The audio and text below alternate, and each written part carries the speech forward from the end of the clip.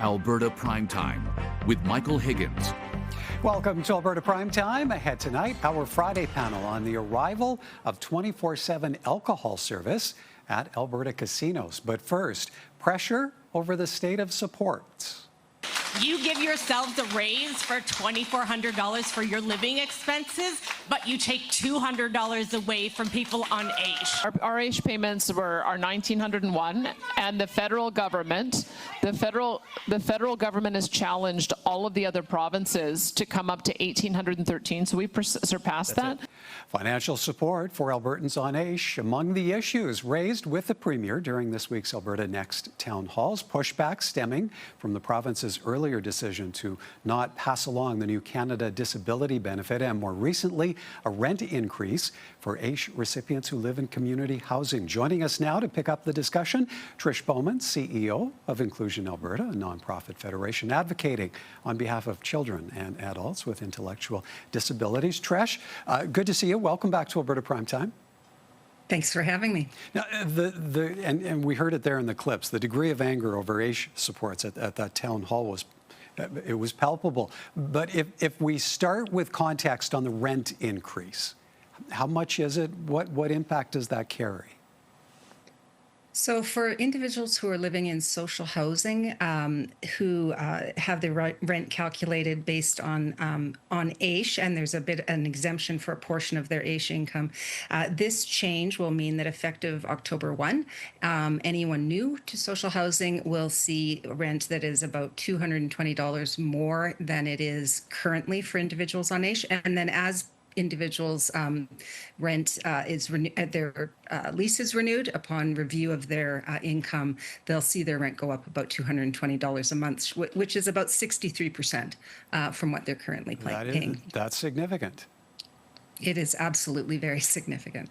Now, how was this increase communicated, and what's your understanding of why it's being implemented? Well, we actually found out about it, the same way everyone else did, which was literally through the media. I believe it was communicated to the social housing providers, and then they have communicated that to their tenants.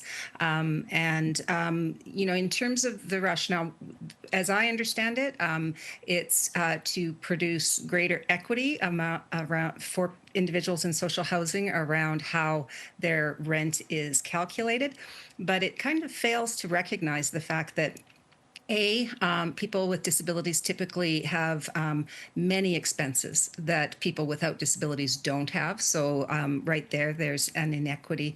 And also that the change, comes on the heels of, it's quick. Finding another $220 in your income when you're trying to live on $1,900 a month is significant, and giving people time to figure that out is going to be really critical.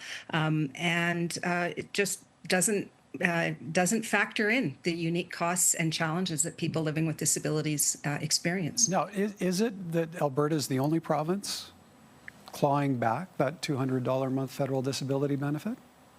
Yes, Alberta is the only jurisdiction out of 13 provincial and provinces and territories that is clawing the Canada Disability Benefit back. How much of a difference would that $200 a month make? It would have made a huge difference.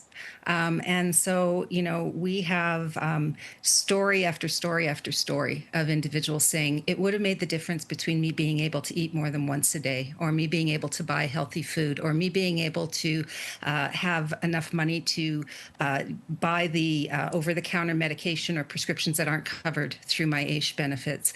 It would make the difference between me being able to see a podiatrist and have my feet cared for, so maybe I could avoid amputation. It's significant. AISH recipients, though, are required to apply for this benefit. Are That's they not? correct. They okay, are. so what then happens to this federal funding?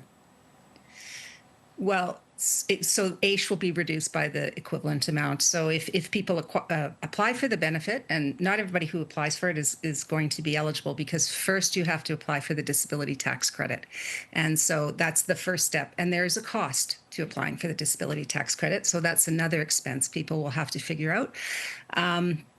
And if you are approved for the Canada Disability Benefit, then that will be a reportable income that you'll have to report to the province, and the province will then reduce your AISH by the equivalent amount. Very complicated. It is. And the process of navigating even applying for the disability tax credit is really complicated and can be expensive and very difficult for individuals to navigate. So a lot of people don't even have a doctor, and you need a doctor to fill out the form. And as I said, it can cost anywhere from $200 to $500 to have those medical forms filled out. You're talking about people who don't have $200 to $500 extra to get that form filled out. Okay, Trish, we heard the clip of the Premier responding at the Alberta Next town hall this week. She says Alberta has a whole package of supports different than other provinces. The next closest province provides between $400 and $500 less a month, and that Alberta provides rental supplements and a plan that covers medical expenses, the equivalent of another $400. How do you respond to the government's positioning? Well, I think that it's actually really hard to compare benefits across provinces and territories because, as she mentioned, there are all sorts of other benefits that people can access in different provinces. So a really thorough analysis of that would need to be done before you could say with any confidence that, you're better off in Alberta. And in fact, I believe in one of the territories, in fact, the benefit rate is higher. But I guess my greater answer to that is I'm not sure what difference it makes to say that people are poorer in other provinces when you're still living below the poverty line and can't afford to eat healthily or more than one meal a day or to take care of yourself medically. So I think that really it's about people are living in pretty dire circumstances frequently, and it really doesn't matter if people in other provinces are also living in dire circumstances. We can and should do better, and that should be our goal. And real quickly, Trish, if you were sitting across the table right now from the Premier, what would your message be?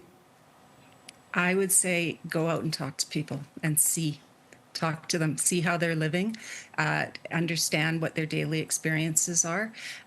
When you have the opportunity to do that, it's pretty hard to justify taking, $200 away from them every month, particularly as the individual pointed out in the town hall, when they recognized the increasing cost of living for MLAs and gave them a $200 raise for their living allowance on a monthly basis. So there's a recognition costs have gone up and people are struggling, and it's pretty desperate for lots of people.